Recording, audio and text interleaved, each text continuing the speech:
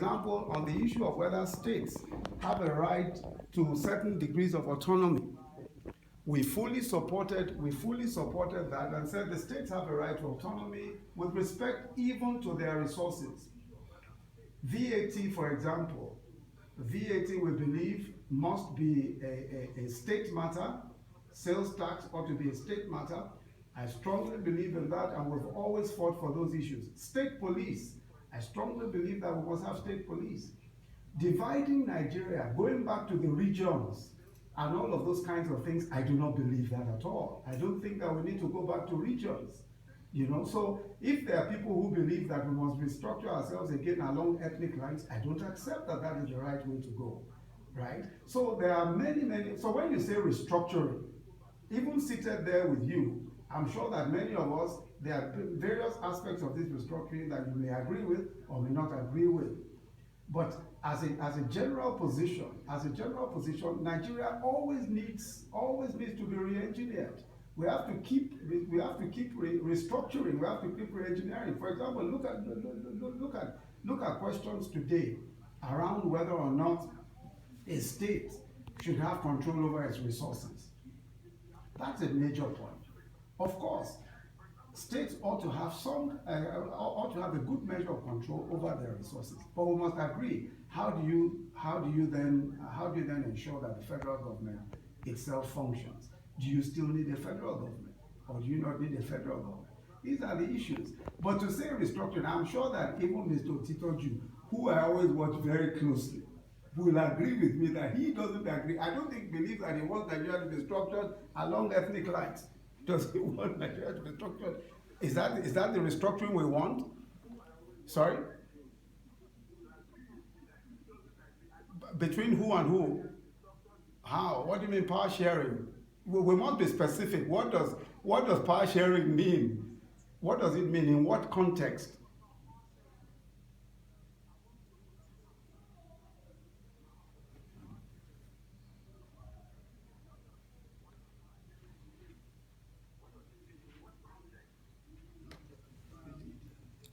Yeah.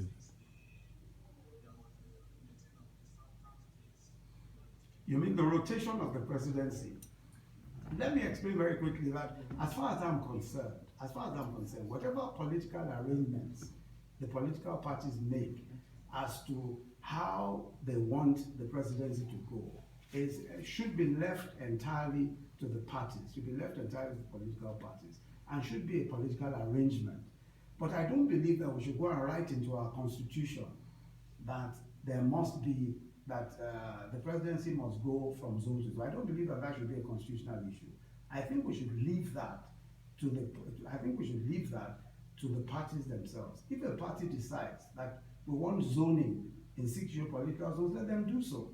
But I don't think we should go and write that into a constitution. And I very strongly believe that the time will come when we will no longer be emphasizing geopolitical zones. And that's the kind of Nigeria I would like to see. I'd like to see a Nigeria where we're all able to work together, where we're able to de-emphasize ethnicity, de-emphasize geopolitical zones. That's the kind of Nigeria that I'd like to see. I believe that sometimes, we preoccupy ourselves with some of these issues, but let's take a close look at Nigeria today. When we've had problems in this country, whatever problems we had, today we have serious economic problems. Is it on account of geopolitical arrangements that we have these serious economic problems? Is corruption, for example, which has completely crippled Nigeria, is corruption a geopolitical problem?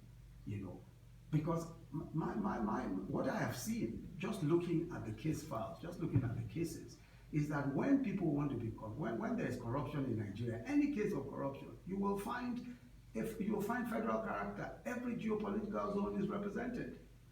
If somebody steals today, if you find somebody has stolen $200 million or $2 billion, as we've seen, you will find that everybody is represented. You find the Yoruba man, Hausa man, the man from South, you find the Igbo man. There's equal representation. So I think that we must also interrogate our elite, the Nigerian elite. you know. Yes.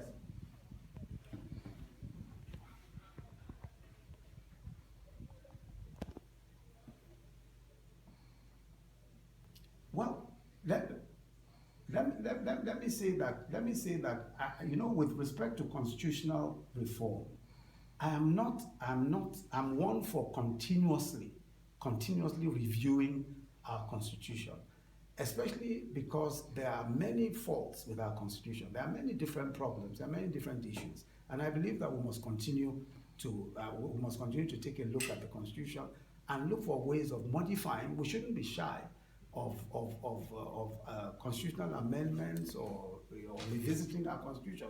We shouldn't be shy. But what I'm against is anything that is vague. I don't want us to be vague. For example, if you take a look at our constitution and say, well, let us just look at it again because it's not some people say it's not an autonomous constitution because it doesn't originate from, it doesn't originate from the people. Most constitutions, as you have seen all over the world, are usually an elite.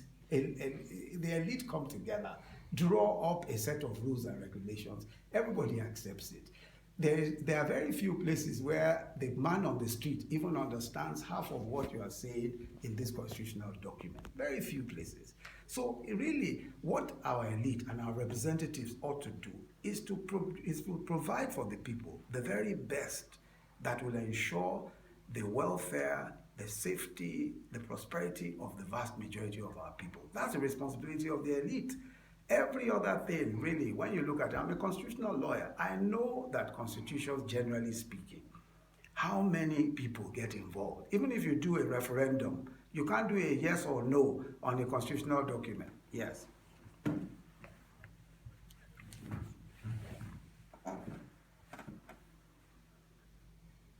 Yes.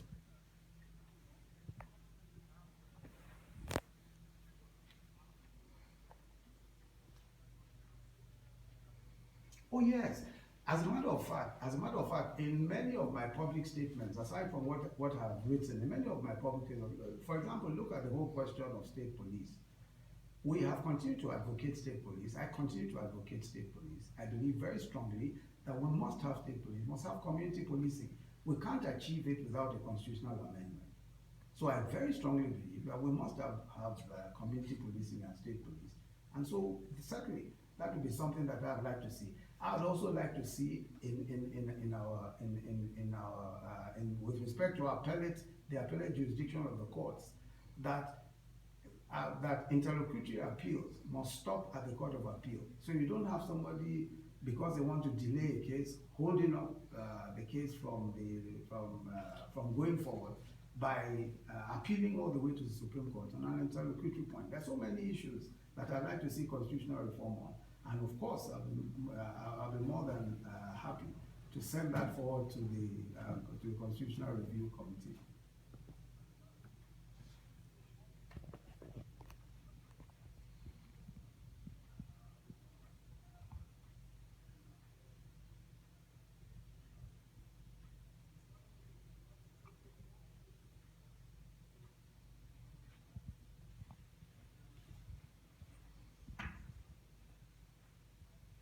Okay, let me just say very quickly that first, the president has already, in several statements, and the most recent statement, he has ordered that anybody at all, whether they are Fulani herdsmen or anybody at all, who is, first of all, even carrying arms, openly carrying arms, or carrying arms that they have no license to carry, must be arrested and prosecuted. He has also said that every one of those who have been arrested with respect to killings in relation to any of these Fulani herdsmen and farmer clashes must be prosecuted. The president has categorically said so, and I think that and I think that he has also said that there is no way that any country can accept the authority of any individual who goes around the place armed if the person is not in law enforcement. And that such people must be prosecuted. I think the attitude of this government is that nobody, no matter who they are, have a right to arm themselves and cause mayhem or kill any other person on account of the fact that they are armed and able to cause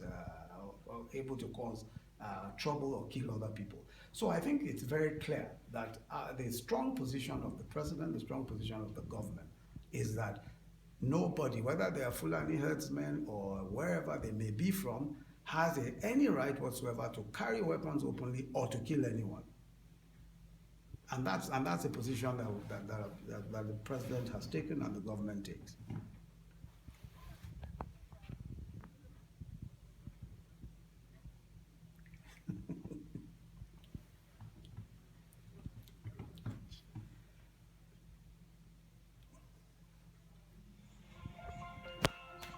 Well, let me again say that, as you know, I mean, first of all, you realize also that the Niger Delta insurgency is a major problem for the Nigerian economy. First, it has prevented power, especially gas supply from the Forcados export terminal, for example. 40% of our gas for power comes from there. And this insurgency has resulted in a situation where power supply is affected, revenues are dwindling, and all of that. It is economic sabotage of the worst form, of the worst order. And I strongly believe that it is completely wrong for any group of people, however they may describe themselves, whoever it is that is sponsoring or promoting those ideas, to do what is happening out there. I think it's a very unfortunate situation that we find ourselves. Indeed. What the federal government is doing, of course, is that the federal government is approaching this from all possible perspectives. We are, of course, talking to several of the individuals who we know are concerned in the Niger Delta about the situation in the Niger Delta. This is an ongoing situation. The cleaning up of the Niger Delta, for example, was flagged off almost 3 weeks ago with the Ogoni cleanup campaign, which is paid for and sponsored not just by the federal government, but by several organizations, including oil companies and even multilaterals. So this is a major concern for the whole world, and we're concerned about cleaning up the place. But one thing I want us to ask ourselves about also is that look at the sheer amount of money that has gone into the Niger Delta. Look at the sheer amounts of money. Just look at allocations alone that have gone into the Niger Delta. What has become of it? What has become of all that money that has gone into the Niger Delta?